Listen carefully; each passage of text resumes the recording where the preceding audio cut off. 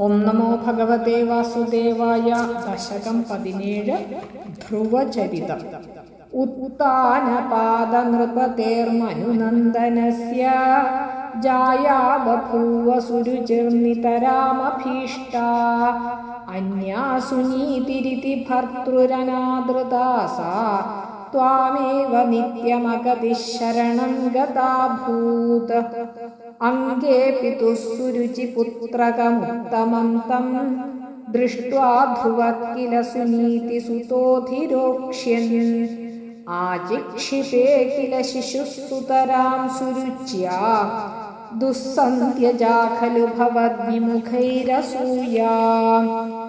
ത്വന്മോഹിതേ പിതരി പശ്യതി ദാരവശ്യേ ദൂരം ദുരുക്തി നിഹതഃ സഗതോ നിജാംബാം സാപി സ്വകർമ്മഗതി സന്തരണായ പുംസാം ത്വത്പാദമേവ ശരണം ശിശവേ ശശംസ.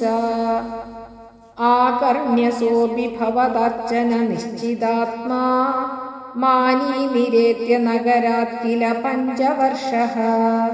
സന്ദൃഷ്ടനാരദ നിവേദിത മന്ത്രമാർഗസ്ത്വാമാരരാധ തപസാ മനുകാനനാന്തേ.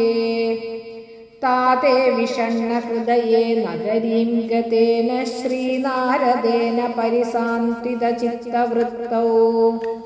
ബാലസ്ത്വദർപ്പിതമനാഃ ക്രമവർദ്ധിതേന നിന്യേ കഠോര തപസാ കില പഞ്ചമാസാൻ.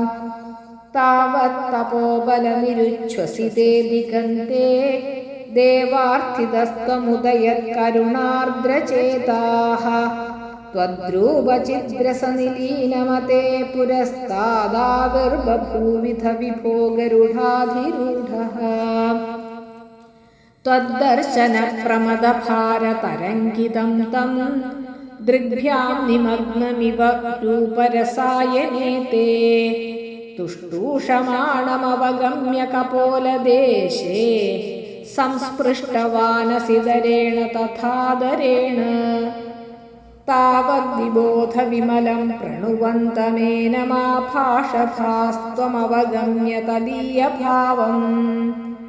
രാജ്യം ചിരം സമനുഭൂയ ഭജസ്വ ഭൂയഃ സർവോത്തരം ധ്രുവപദം വിനിവൃത്തിഹീനം. ഇത്യൂജിഷിത്വൈകതേ നൃപനന്ദനോऽസൗ ആനന്ദിതാഖിലജനോ നഗരീമുപേതഃ. രേമേ ചിരം ഭവദനുഗ്രഹപൂർണകാമസ്താതേ ഗതേ ച വനമാദൃതരാജ്യഭാരഃ. യക്ഷേണ ദേവനിഹതേ പുനരുത്തമേസ്മിൻ യക്ഷൈഃ സയുദ്ധനിരതോ വിരതോ മനൂക്ത്യാ. ശാന്ത്യാ പ്രസന്നഹൃദയാധനദാദുപേതാത് ത്വദ്ഭക്തിമേവ സുദൃഢാമവൃണോന്മഹാത്മാ. അന്തേ ഭവത്പുരുഷനീതവിമാനയാതോ മാത്രാ സമം ധ്രുവപദേ മുദിതോയമാസ്തേ. ഏവം സ്വഭൃത്യജനപാലനലോലധീസ്ത്വം വാതാലയാധിപ നിരുന്തി മമാമയൗഘാൻ. സർവത്ര ഗോവിന്ദനാമ സങ്കീർത്തനം. ഗോവിന്ദ ഗോവിന്ദ.